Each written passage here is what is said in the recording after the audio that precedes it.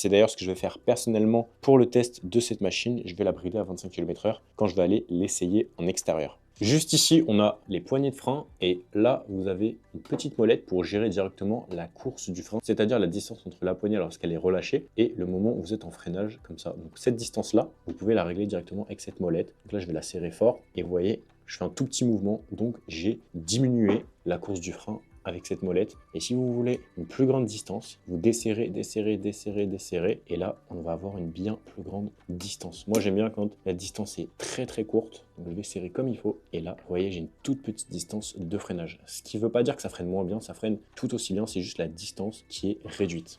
Et bien sûr, si la trottinette vous intéresse, vous trouverez le lien dans la description pour la commander avec un code promo pour la toucher au meilleur tarif. Et donc, n'hésitez pas à utiliser le code promo en description et à passer par le lien. Ça me soutient beaucoup si vous passez par le lien. Donc, n'hésitez pas à le faire. Et moi, je vous retrouve tout de suite dans le test en conditions réelles. Allez, c'est parti pour le test de la Angua T1 version 2025. Elle est juste monstrueuse en termes d'accélération.